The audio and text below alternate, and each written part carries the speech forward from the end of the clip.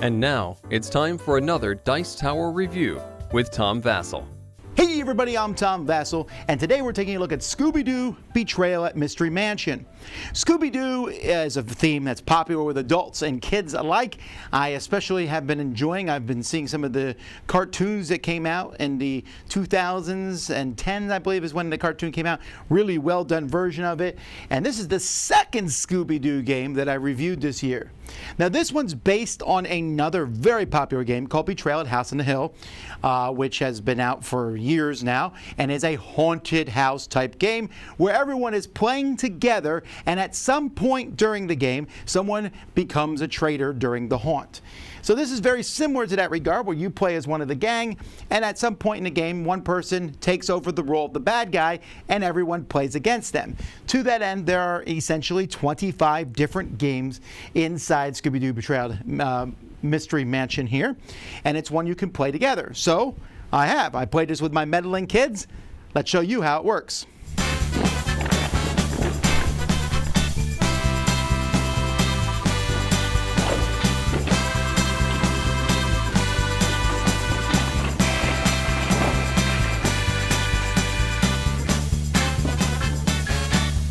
At the beginning of the game, players are going to pick one of 5 different mysteries. The case of the Man-Made Menace, the case of the Magical Mayhem, etc. Each of these is ranked in the book about how difficult they are, and each of them is going to lead to 5 possible games. So there's going to be 25 different games. So it's kind of random which game you'll play from the 5. But if you want to play 5 different games in a row, you can be guaranteed to do that by picking one of these cards. Players will also pick one of the characters that they will be. Up to 5 players can play the game. Each character is going to set their stats here. So you have your speed, you have your might, you have your you can see how the courage here. You see how these cover up the words, and your brains. Each character also has a special ability that they have on them that's listed here, and then it tells the actions give and take which all the characters have. Players are all going to start at the mystery machine, and on your turn you're going to be able to move equal to whatever your current speed is. So at the beginning of the game your speed will start at whatever it says. Scooby-Doo, for example, speed is 4. When you move, you can move from the outside to the inside and vice versa, and you can also go through doors. If you go through a door, you will pull from the appropriate stack, the inside stack or the outside stack, and take that tile and connect it so the door connects. It doesn't really matter. You're going to be connecting these all over the place. The only rule is you can't put a tile here in front of the curved parts. But as the game goes by, you're going to be growing out the mansion and also the outside area where you'll find things like the well and the old cabin and the barn and the greenhouse, etc. So as you pull these out, whenever you move, you can move through tiles that already exist, but if you discover a tile, then you're done, and you're going to go by whatever the icon is on that tile. Some of the icons are events. You simply draw the event and do what it says. A ghost sandwich, a dark and spooky, dubious old lady.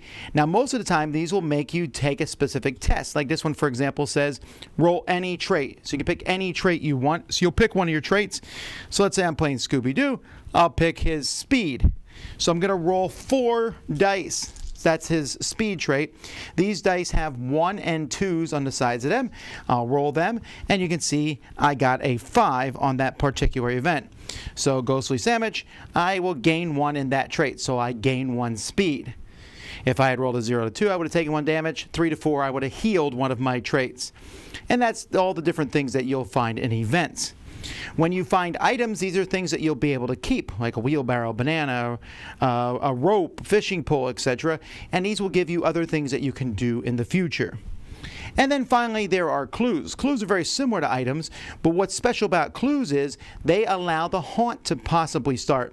Whenever you get a clue card, you will roll a haunt roll. A haunt roll is equal to the number of clue cards you found. So the first time you find one, you roll 1 dice, then 2 dice, then 3 dice, and 4 dice. If when you roll after a haunt, there is 5 or more pips showing, the haunt begins. So you can see the haunt can't even start until after you found your 3rd clue. And if you somehow go through all the dice and you're about to draw your 9th clue card, the hunt automatically starts.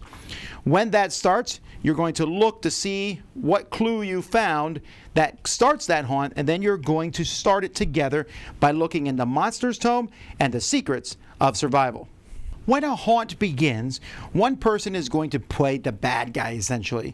That person then pretends that their character was locked into a closet. So let's say it was Scooby-Doo, they're locked in. Scooby-Doo's not in the game anymore, and the other players are playing the good guys, and one person's playing the bad guy. The good guys are going to look in the Secrets of Survival book. The bad guy's going to look in the Monster Tome. So in case this one here is Who's Afraid of the Big Bad Werewolf, one person's going to be playing a werewolf. What's going to tell you is there's a secret thing that only the bad guy will read.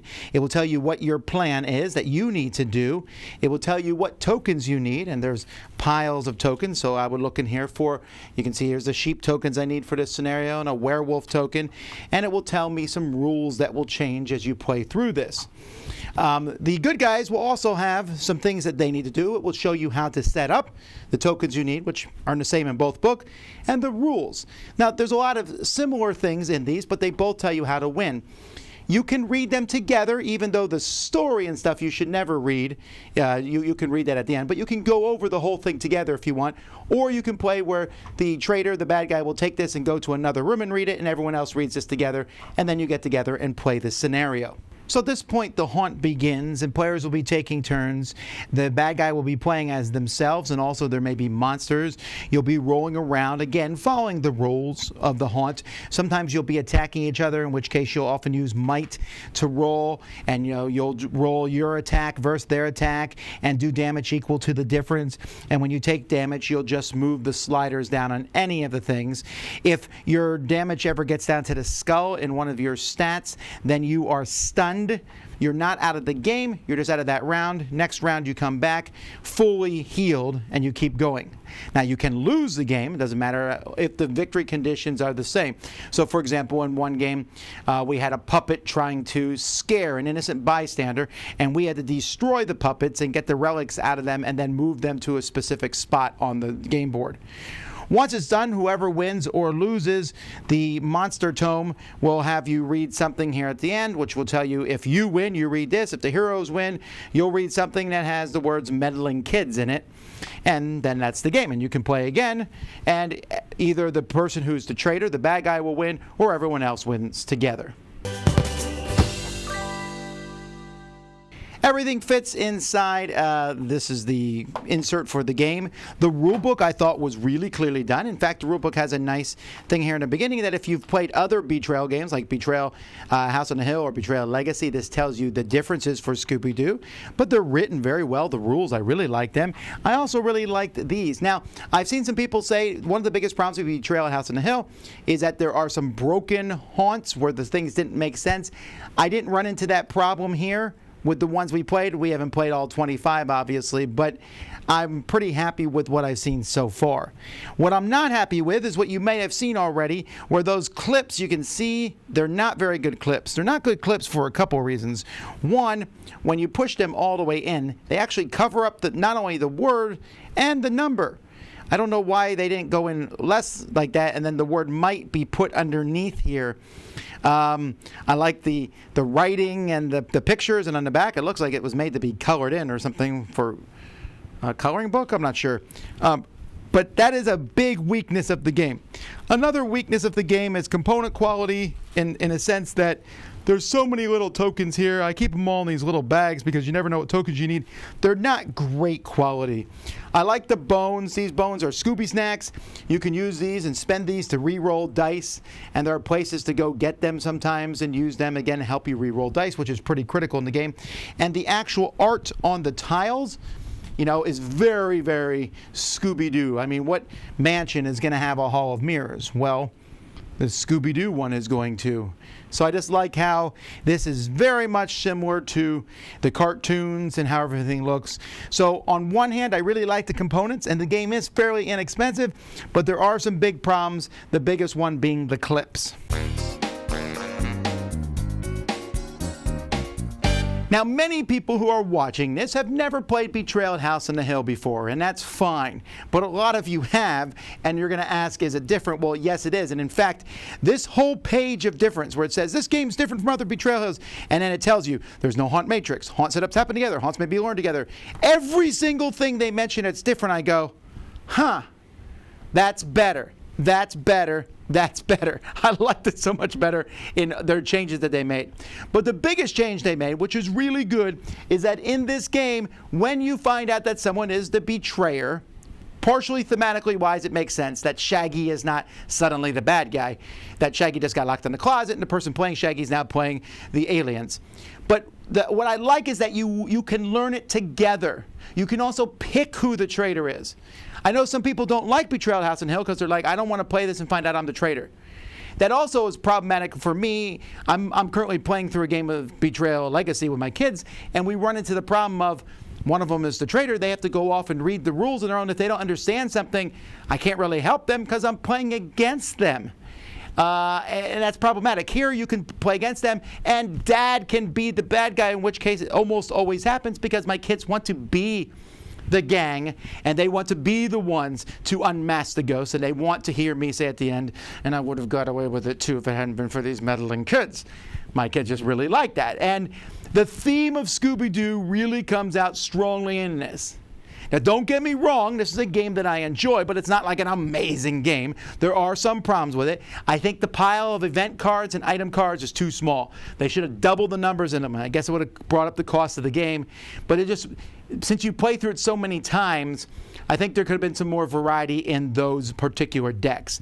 I feel like the differences between the haunts isn't tremendously different either, but it's thematically different, whether it's werewolf, aliens, puppets, witches, Bigfoot, whatever it might be.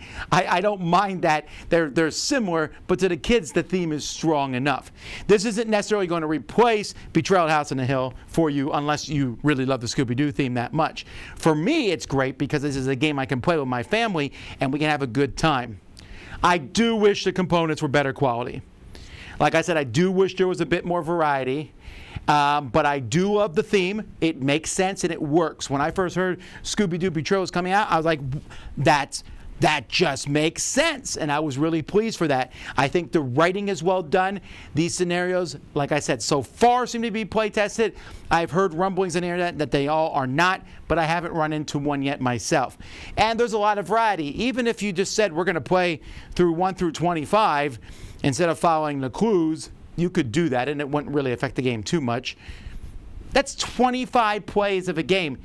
And each one could be played over again. You don't have to play. I mean, it's not like the game is spoiled for you other than you might know what the bad guy is going to do. That's a lot of game in one box. So if you like Scooby-Doo, this is an auto buy for you. If you have a family and you want to play this kind of game, this is also really strong there. If you're looking for a great sequel to Betrayal at House on the Hill, well, it depends. Do you like Scooby-Doo? Realize this isn't going to be as involved or complex as Betrayal. I personally think that's a good thing, but you may vary in your opinion on that. Either way, I'm glad this exists. IP games, intellectual property games get better and better all the time, and so this is yet another good one for the household. I'm Tom Vasel. We'll see y'all next time. Dice Tower Judgment approved.